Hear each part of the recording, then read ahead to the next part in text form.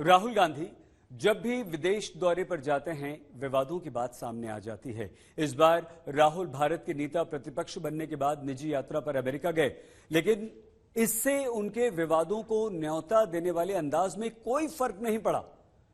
सिखों की धार्मिक स्वतंत्रता और आरक्षण पर राहुल के बयान के साथ चीन की तारीफ, भारत विरोधी नेताओं से उनकी मुलाकात, ऐसे कई मुद्दे हैं जिन पर जमकर विवाद छिड़ा।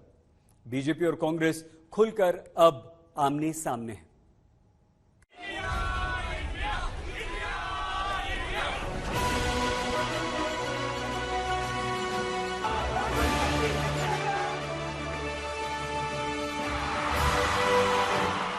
I don't think Mr. Modi's handled China well at all. And India not a fair place. I think politics in India changed. Whether he, as a Sikh, is going to be allowed to wear his turban in India. I don't view it as a free election at all. I don't actually hate Mr. Modi. What the RSS is basically saying, certain religions are inferior to other religions. डर निकल गया, डर नहीं लगता।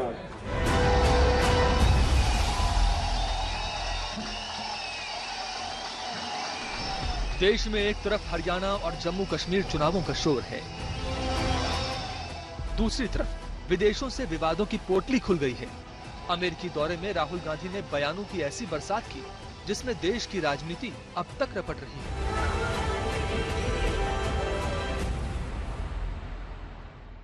राहुल गांधी की तो सदस्यता ही समाप्त कर देनी चाहिए। भारतीय जनता पार्टी को जो सच जब भी उजागर होता है तो उसे तकलीफ होती है। देश की छवि खराब करने की कोशिश देशद्रोह जैसी सीमा में ही आता है। राहुल गांधी से बड़ा देशभक्त शायद ही कोई हो।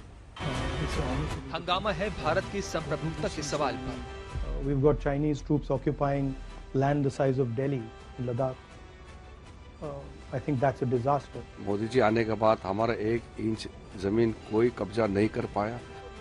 हंगामा है भारत में सिखों की धार्मिक स्वतंत्रता के सवाल पर। Balinder Singh. The fight is about whether he, as a Sikh, is going to be allowed to wear his turban in India. और सामने लोग बैठे थे, जो नाम पूछते हैं, फिर उधर कौन है, फिर आके हो इंडिया में तो सिखों को पगड़ी पहनने में भी प्रॉब्लम हो रही है, कड़ा पहनने में कहाँ हो रही है। हंगामा है भारत में आरक्षण के सवाल पर। We will think of scrapping reservations when India is a fair place, and India not a fair place. लाल किताब लेके घूमते हैं, उस संविधान के साथ सबसे बड़ा छलावा और धोखा राहुल गांधी कर रहे हैं। हंगामा है भारत में भाषाई भेदभाव के सवाल पर। When or what community you come from or which language you speak, and so that's the landscape. देश में बोलना चाहिए, पार्लियामेंट में बोलना चाहिए, लेकिन यहाँ न बोल करके दूसरे देशों में जाकर के बोलते हैं, उसको कर सकते हैं कि वो देशद्रोह का काम करते हैं। हंगामा है संवैधानिक एजेंसियों के सवाल पर। I don't think the BJP in a fair election they were nowhere near 240 seats.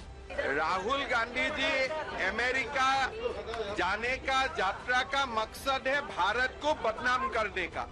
हंगामा है लोकतंत्र के सवाल पर।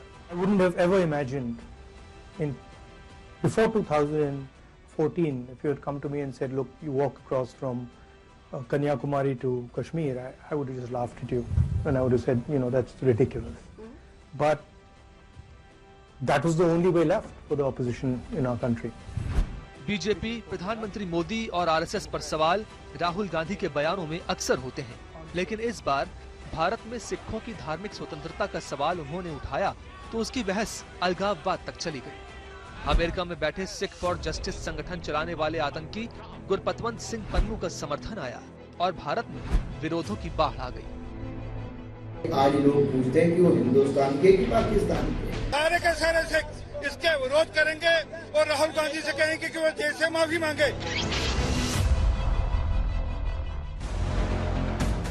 सवाल अमेरिकी दौरे पर भारत विरोधी शख्सियतों से मुलाकातों पर भी है। सवाल उन मुलाकातों से उठने वाली बातों पर भी है। भारत विरोधी ये सीनेटर्स हैं या सांसद हैं, उनके साथ मीटिंग कर रहे हैं तो मुझे लगता है कि अपने देश के हितों के साथ भी जिस तरह से वो खिलवाड़ कर रहे हैं, उन्हें तो निश्चित तौर से देश से माफी मांगनी चाहिए। सवाल ये है कि विदेशी धरती से विवादित बयान कोई राजनीतिक विमर्श खड़ा करने की कोशिश है या हरियाणा जम्मू कश्मीर विधानसभा चुनावों के मद्देनजर किसी रणनीति का हिस्सा। वैसे कुछ दिन बाद प्रधानमंत्री मोदी भी अमेरिका जाने वाले हैं। ऐसे में अमेरिका से उठा सियासी तूफान संयोग है या कोई प्रयोग? राहुल गांधी के अमेरिका दौरे के दौरान आज तक के पत्रकार रोहित शर्मा के साथ बदसलूकी की गई। डलास में कांग्रेस कार्यकर्ताओं ने इसलिए बदसलूकी की क्योंकि उन्होंने सैम पित्रोदा से बांग्लादेश में हिंदुओं पर हमले को लेकर सवाल किया, जिसके बाद रोहित का मोबाइल फोन छीन लिया गया और उनसे इंटरव्यू डिलीट करा दिया गया, जिसे लेकर आज पीएम मोदी ने राहुल गांधी पर हमला किया। संविधान की बातें करते हैं और नफरत की दुकान पर मोहब्बत की दुकान का बोर्ड लगा करके घूमते हैं। मैंने आज अखबारों में पढ़ा, लोकतंत्र का एक महत्वपूर्ण पिलर होता है हमारा स्वतंत्र मीडिया। आज एक खबर पड़ी, अमेरिका गए हुए भारत के एक अखबार के प्रतिनिधि को अमेरिका में जिस प्रकार उसके साथ जुल्म किया गया, उसने अपनी पूरी कहानी पब्लिक के सामने रख दी है। अमेरिका की धरती पर हिंदुस्तान के एक बेटे को, वो भी एक पत्रकार को, और वो भी भारतीय संविधान की रक्षा के लिए काम करने वाले पत्रकार को कमरे में बंद कर करके उनके साथ जो व्यवहार हुआ है, क्या ये लोकतंत्र को, संविधान की मर्यादाओं को उजागर करने वाले विषय? क्या अमेरिका की धरती पर भारत के पत्रकार की पिटाई करके क्या भारत की प्रतिष्ठा बढ़ा रहे हो?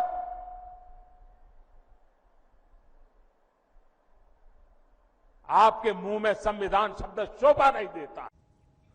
राहुल गांधी ने भारत के सिखों की स्वतंत्रता पर जो बयान दिया, उसकी लपटें दूर तक गईं। सिख फॉर जस्टिस के प्रमुख और खालिस्तानी समर्थक आतंकवादी गुरपतवंत सिंह पन्नू ने राहुल के बयान का समर्थन किया। जिक्र 1984 सिख दंगों का भी हुआ। बीजेपी को राहुल गांधी को घेरने का एक और मुद्दा मिल गया।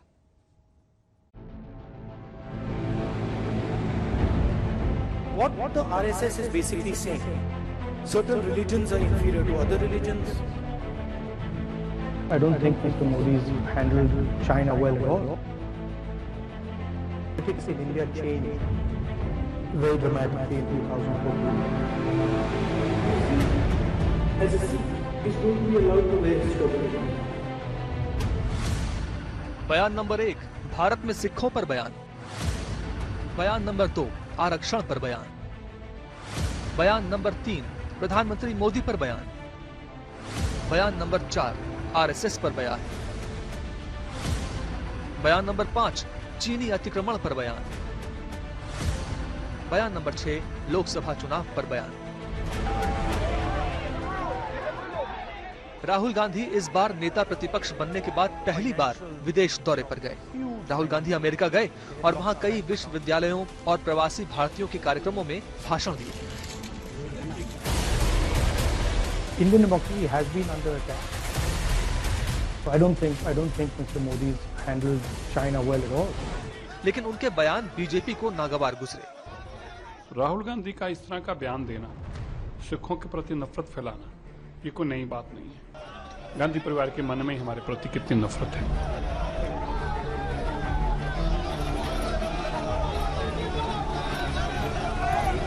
अब समय आ गया है, इन पर कार्रवाई होनी चाहिए।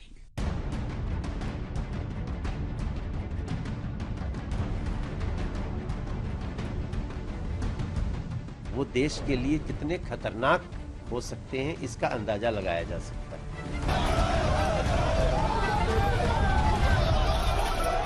परिपक्वता का अभाव है और देश के नेतृत्व करने का सपना देख रहे हैं जो कभी पूरा नहीं है। देश को लज्जित करने का काम राहुल गांधी अमेरिका में कर रहे हैं, ये बड़ा दुर्भाग्य की बात है। लेकिन आखिर वो बयान क्या है जिनकी वजह से बीजेपी के नेता राहुल गांधी पर हमलावर हैं? आपको सिलसिलेवार पहले राहुल गांधी के बयान सुनाते हैं, बताते हैं कि कैसे उन बयानों ने भारत की राजनीति को सुलगाया, क्या आरोप प्रत्यारोप हुए, क्या सवाल हुए, क्या जवाब दिए गए। I don't think Mr. Modi's handled China well at all. I don't view it as a free election at all. I don't actually hate Mr. Modi. What the RSS is basically saying, certain religions are inferior to other religions. 9 सितंबर को राहुल गांधी ने America के Virginia में एक कार्यक्रम को संबोधित करते हुए एक सिख दर्शक से उनका नाम पूछा और उसके बाद जो बयान दिया उसने हंगामा खड़ा कर दिया। What is your name? Brother, with the brother? What is your name? Balinder Singh. The fight is about whether he, as a Sikh, is going to be allowed to wear his turban in India. Or he as a Sikh is going to be allowed to wear a kada in India. Or he as a Sikh is going to be able to go to a Gurdwara. That's what the fight is about. And not just for him. For all religions. Rahul के इस बयान की चिंगारियां अलगाववाद के मुद्दे को हवा दे गईं। खालिस्तानी आतंकी गुरपतवंत सिंह पन्नू ने इस बयान का समर्थन किया।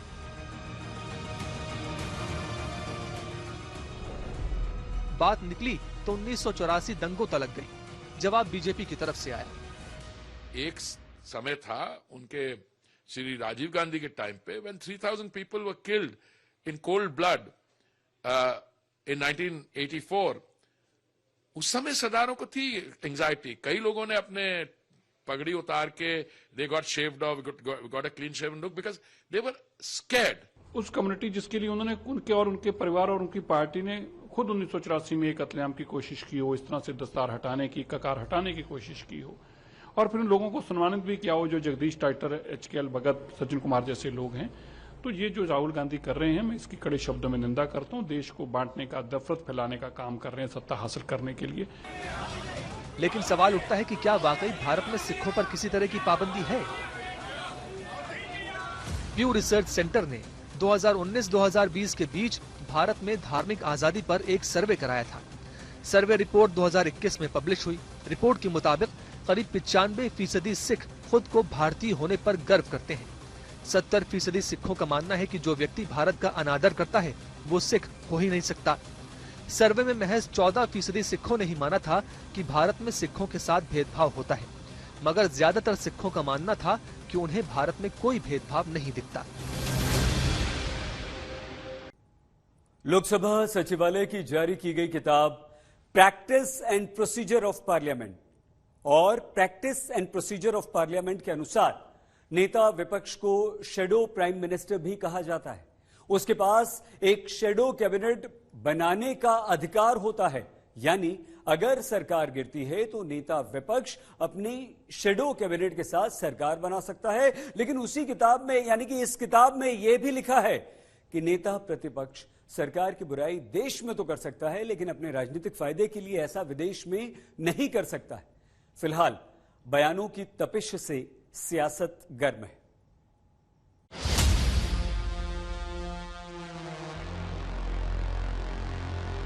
The Prime Minister, the BJP is attacking our tradition. Modi विरोध में वो इतने पागल हो गए हैं कि बेसिर पैर की बातें करते हैं। The RSS believes that India is one idea. We believe that India is a multiplicity of ideas. RSS को समझने के लिए राहुल गांधी को कई जन्म लेना पड़ेगा। Chinese troops occupying land the size of Delhi. Modi ji आने के बाद हमारा 1 इंच जमीन कोई कब्जा नहीं कर पाया। उनके नाना ने जो 62 में पूरा का पूरा चीन के साथ युद्ध लड़के पूरा अक्साई चीन का हिस्सा दे दिया। चीन को क्लीन चिट देना राष्ट्र विरोधी काम है और वो राष्ट्र विरोधी काम देश के प्रधानमंत्री ने किया। We will think of scrapping reservations. आरक्षण पर क्या बोल गए? We will think of scrapping reservations when India is a fair place. Rahul Gandhi न समझते हैं, न लिखते हैं, न पढ़ते हैं। I've been saying again and again and again, we're going to increase reservations beyond 50%. जब तक भाजपा है कभी आरक्षण का समाप्त नहीं होगा। उनका दिमाग जो है ठीक है कि नहीं है, ये जांच का विषय। बीजेपी का मतलब ही है बड़का झूठा party.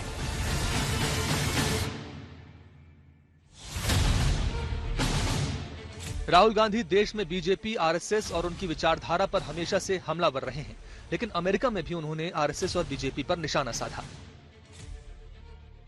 The Prime Minister of India is attacking the Constitution of India. BJP is attacking our tradition, attacking our language, attacking our states, attacking our histories. The RSS believes that India is one idea. And we believe that India is a multiplicity of ideas. जो RSS को समझने के लिए राहुल गांधी को कई जन्म लेना पड़ेगा। अगर समझना हो तो वो आप समझ करके देखो ना। अपनी दादी जी तो अब रही नहीं, लेकिन इतिहास के पन्नों में कहीं देखें।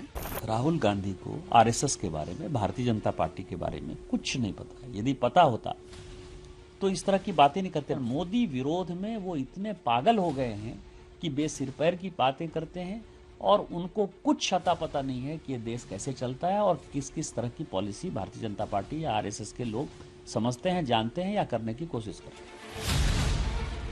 राहुल गांधी ने बयानों के ऐसे शोले भड़काए हैं जिसकी आग शायद जल्दी ठंडी ना हो। राहुल गांधी ने यह कहकर बवाल मचा दिया कि चीन ने लद्दाख में दिल्ली के बराबर जमीन पर कब्जा कर रखा है। राहुल गांधी ने सीधे सीधे लफ्जों में यह भी कहा कि पीएम मोदी चीन को संभाल नहीं पा रहे हैं। Well, if you call having Chinese troops in 4,000 square kilometers of our territory handling something well, then maybe. We've got Chinese troops occupying land the size of Delhi in Ladakh. I think that's a disaster. Media doesn't like to write about it. How would America react if, a neighbor occupied 4,000 square kilometers of your territory? Would any president be able to get away with saying that he's handled that well? So I don't think Mr. Modi's handled China well at all. आरोप प्रधानमंत्री मोदी पर था। BJP ने तीखी प्रतिक्रिया दी। मोदी जी आने के बाद हमारा 1 इंच जमीन कोई कब्जा नहीं कर पाया। मैंने विपक्ष के नेताओं को कहा था पिछली बार सदन में कि समय है तो मेरा साथ चलिए। उनके नाना ने जो है दे दिया, तिब्बत को जो है चीन का पार्ट बना दिया। दलाई लामा आज भी यहाँ है। आप समझिए कि आप दुश्मन को हमारे यहाँ पैदा कर दो और आप फिर कहो कि तिब्बत का है। 62 में पूरा का पूरा चीन के साथ युद्ध लड़के आप पूरा का पूरा भूभाग दे दो, पूरा अक्साई चीन का हिस्सा दे दो और फिर हमारे ऊपर क्वेश्चन करो। उनका दिमाग जो है ठीक है कि नहीं है, ये जांच का विषय है। चीन को क्लीन चिट देना गलत है, वो राष्ट्र विरोधी काम है और वो राष्ट्र विरोधी काम देश के प्रधानमंत्री ने किया है। चीन ने इस देश पर कब्जा के हिस्से पर कब्जा किया है, ये बोलना अपराध है, लेकिन चीन को क्लीन चिट देना अपराध नहीं है। ये कमाल का इनका दोगली नीति है भाजपा की। अमेरिका दौरे के दूसरे दिन राहुल गांधी के आरक्षण पर दिए बयान ने सियासत के शोले सुलगा दिए। We will think of scrapping reservations when India is a fair place. And India is not a fair place. इस बयान पर बवाल मचा तो राहुल गांधी को सफाई पेश करनी पड़ी। आरक्षण पर क्या बोल गए? क्या बोल गए? कोई मतलब है? जब तक भाजपा है कभी आरक्षण का समाप्त नहीं होगा, उनको हम वार्न करना चाहते हैं। दिखावा करते हैं। राहुल गांधी न समझते हैं, न लिखते हैं, न पढ़ते हैं, तो जो उनको चिट देता है कम से कम उनको तो समझदारी बननी चाहिए। What we're saying is we want a comprehensive understanding first of what's going on, and then we're going to apply a series of policies to correct it, reservation being one of them. Somebody misquoted me yesterday saying that I'm against reservations.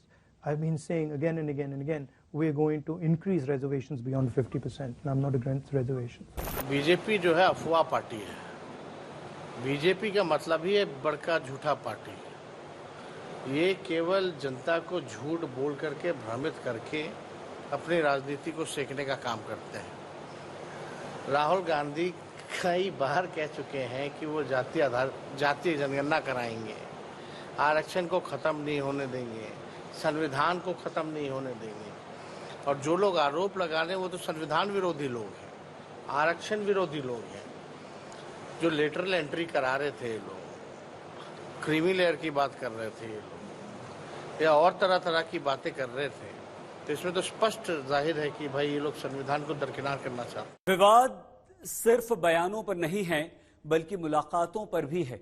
Rahul Gandhi ने Washington DC में अमेरिकी कांग्रेस के प्रतिनिधिमंडल से मुलाकात की और इस मुलाकात में भारत विरोधी बयान देने वाली इल्हान उमर भी मौजूद थी। 40 साल की इल्हान उमर सोमालियाई अमेरिकी राजनेता हैं, लेकिन इल्हान उमर अक्सर भारत विरोधी बयान देती रहती है। सीए और कश्मीर जैसे मुद्दों पर इल्हान उमर पहले भी बयान दे चुकी है।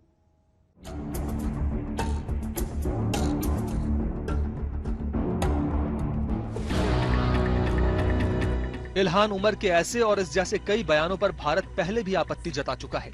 इल्हान उमर 2019 में मिनीसोटा से चुनाव जीतकर अमेरिका के निचले सदन में आई थीं। वो अमेरिकी संसद में पहुंचने वाली पहली 2 मुस्लिम महिला सांसदों में से एक हैं।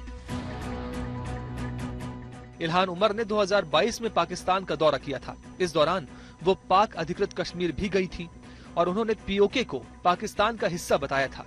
भारत ने इस पर कड़ी आपत्ति जाहिर की थी। I think Representative Ilhan Omar, Congresswoman, we have noted that she has visited a part of the Indian Union territory of Jammu and Kashmir that is currently illegally occupied by Pakistan. Let me just say that if such a politician wishes to practice her narrow-minded and politics at home, that's her business, that may be her business. But violating our territorial integrity and sovereignty in its pursuit makes this ours. And we think the visit is condemnable.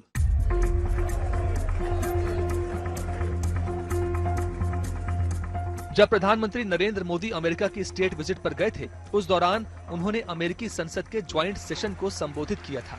Ilhan Omar ने इस session को ये कहते हुए बहिष्कार किया था कि मोदी की सत्ता में अल्पसंख्यकों के साथ भेदभाव होता है। जैसे ही राहुल गांधी और इल्हान उमर की एक साथ वाली तस्वीर सामने आई, केंद्रीय मंत्री अमित शाह ने प्लेटफॉर्म एक्स पर लिखा, देश विरोधी बातें करना और देश को तोड़ने वाली ताकतों के साथ खड़े होना राहुल गांधी और कांग्रेस पार्टी की आदत सी बन गई है। चाहे जम्मू कश्मीर में देश विरोधी और आरक्षण विरोधी एजेंडे का समर्थन करना हो या फिर विदेशी मंचों पर भारत विरोधी बातें करनी हो, राहुल गांधी ने देश की सुरक्षा और भावना को हमेशा आहत किया है। अमेरिकी सांसद इल्हान उमर जो भारत विरोधी वक्तव्यों और स्टैंड के लिए विख्यात ऑब्लिक कुख्यात हैं, जिनके की विषय में एक सर्वविदित सत्य है कि पाकिस्तान गवर्नमेंट के द्वारा ले जाए गए उन चुनिंदा अमेरिकी सांसदों में से एक थी जिन्हें पाक अधिकृत कश्मीर में ले जाकर पाकिस्तान की गवर्नमेंट की तरफ से विजिट कराया गया था। राहुल गांधी जी भारत के इतिहास के पहले नेता प्रतिपक्ष बन चुके हैं जिनका नाम समय पर पाकिस्तान ने संयुक्त राष्ट्र संघ में भारत विरोधी अपने वक्तव्य में प्रयोग किया था। अभी इससे पहले इल्हान उमर का नाम भी सुना था, अब इल्हान उमर सबको रट गया। इल्हान उमर एक समूह में, अलग अलग राजनेताओं के एक समूह में राहुल गांधी से मिली। अगर इन्हें इतनी ही आपत्ति है तो भाजपा तो यहाँ की सत्तारूढ़ दल है। आज समन करें अमेरिका के राजदूत को, आज चिट्ठी लिखें स्टेट डिपार्टमेंट को और अपनी आपत्ति दर्ज कराएं। राजनीति में हर बयान के अलग मायने होते हैं और इन बयानों के मौके और नजाकत के साथ मतलब बदलते रहते हैं। हरियाणा और कश्मीर के चुनाव नजदीक हैं, ऐसे में ये बयान और इन पर होने वाले विवादों को चुनाव से दूर रखकर भी नहीं देखा जा सकता। राहुल गांधी के बयानों में क्या कांग्रेस के लिए कोई राजनीतिक फायदे भी छिपे हो सकते हैं? उनके बयानों का अर्थ क्या निकाला जाए? क्या विवाद राहुल गांधी के बयानों पर हो जाते हैं या राहुल जानबूझकर बयान ही ऐसे देते हैं कि एक एजेंडा सेट हो सके?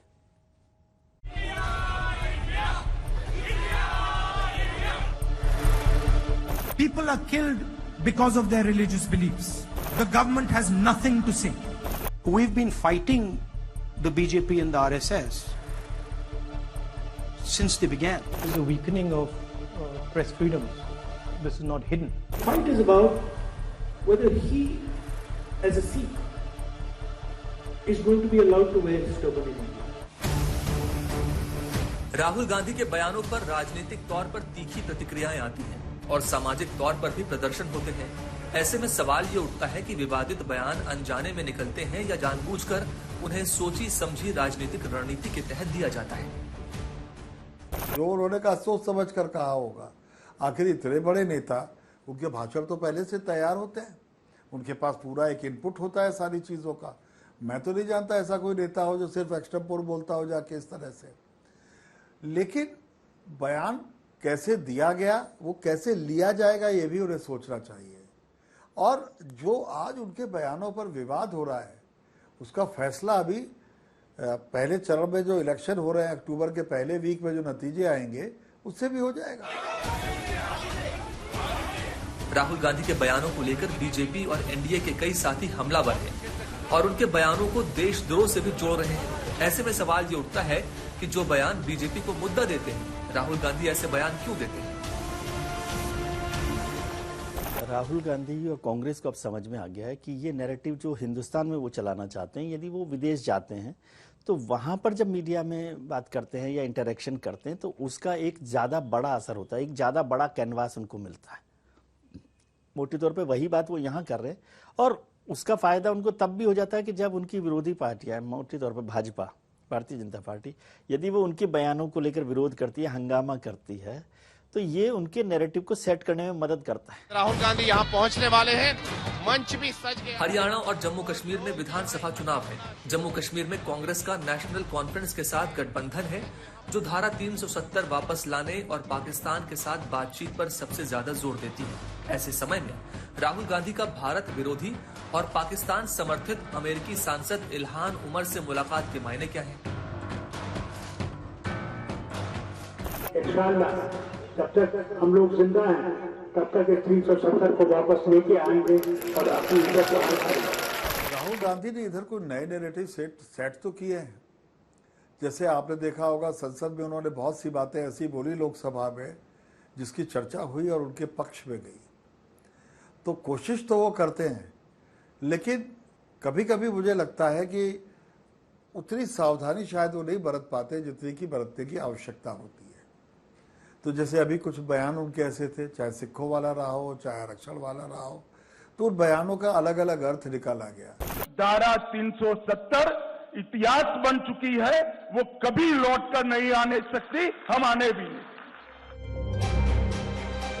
आरएसएस और बीजेपी पर नुकीले वार राहुल गांधी की राजनीति का आधार है। इसी के चलते उन्होंने लोकसभा चुनाव में बढ़त भी हासिल की। लेकिन जब वो विदेशों में आरएसएस को घेरते हैं, तब सवाल उठता है, क्या इसका कांग्रेस को कोई फायदा होता है? बीजेपी पर हमला करना ही कांग्रेस का फायदा है। सबसे बड़ी बात देखिए कि मोदी सरकार आने के बाद मोदी जी पर, प्रधानमंत्री के तौर पर, उन पर हमला करने वाले लोगों में राहुल गांधी के अलावा शायद ही कम लोग, बहुत कम लोग हैं। तो जब वो डायरेक्ट अटैक करते हैं तो बहुत सारे लोग सोचते हैं कि भाई ये हिम्मत कर रहे हैं तो सही बात है, लेकिन कई बार फायदा नहीं भी होता। जैसे पिछली बार उन्होंने चौकीदार चोर है का हमला प्रधानमंत्री पर बोला, उसका नुकसान कांग्रेस को उठाना पड़ा। तो ये तो दोनों चीज दोनों तरफ हो सकता है, लेकिन अभी वो इस तरह का नैरेटिव बना रहे हैं धीरे धीरे करके। और जैसे वो मुलाकातें कर रहे हैं लोगों के साथ, विदेश में भी और देश में भी, वो भी उनके नैरेटिव को आगे बढ़ाने में मदद कर रहा है। मिस्टर राहुल गांधी, बात सिर्फ राहुल गांधी तक सीमित नहीं है, बल्कि कांग्रेस के ओवरसीज अध्यक्ष सैम पित्रोदा भी कई बार विदेशी जमीन से ऐसे बयान देते रहते हैं जिनकी वजह से भारत में एक बहस छिड़ जाती है। क्या है 84 का? बात तो करिए, आपने क्या किया 5 साल में, उसकी बात करिए। 84 में हुआ तो हुआ, आपने क्या किया? You were voted to create jobs, you didn't create any jobs like this. People understood what I was saying. फिलहाल राहुल के अमेरिकी दौरे पर हंगामा जारी है। उनके बयानों पर राजनीति का बाजार भी गर्म है।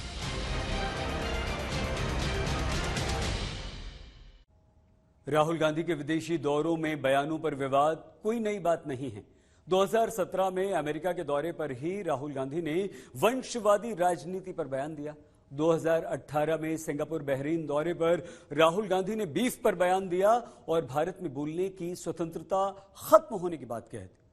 2023 में ब्रिटेन दौरे पर राहुल गांधी गए तो आरएसएस की तुलना मुस्लिम ब्रदरहुड से उन्होंने कर दी। अपने राजनीतिक जीवन में राहुल गांधी ने कई ऐसे बयान दिए जिन पर जमकर विवाद हुआ है।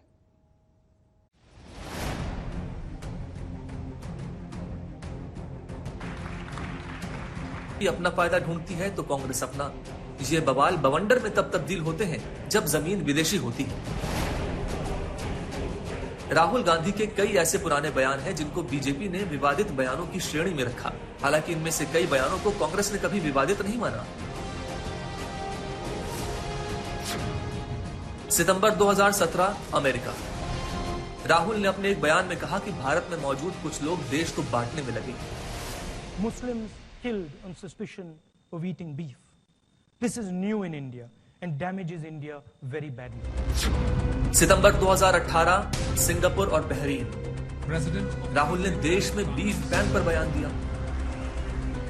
Today, the only thing India talks about is what you are allowed to eat, who is allowed to protest, and what we can say, or rather what we cannot say.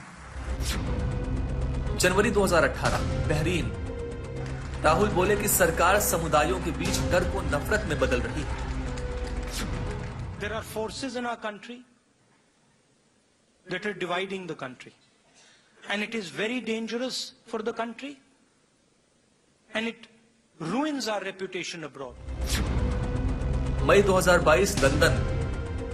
Rahul का बयान था कि भारत पर बीजेपी का हमला हो रहा है और भारत की आवाज कुचल दी गई है। The BJP has spread kerosene all over the country.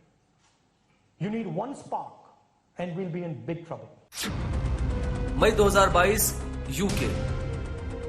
India is not described as a nation. It's described as a union of states.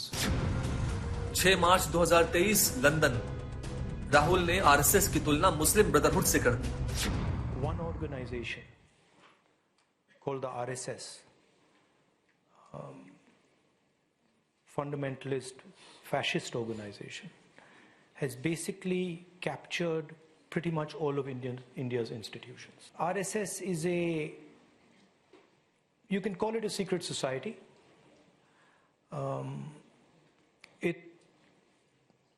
It's built along the lines of the Muslim Brotherhood, and the idea is to use the democratic contest to come to power and then subvert the democratic contest afterwards. And it shocked me at how successful they've been at capturing the different institutions of our country. June 2023 Washington DC. Rahul Bharat में press की आजादी पर बोले। No, I think the fact that there is a weakening of press freedoms, this is not hidden. I mean, everybody knows it. It's apparent in India. The rest of the world can see it. And I think press freedom is very, very critical for a democracy. I mean, one should be open to criticism, and one should listen to criticism. I mean, that's the feedback loop that builds democracy.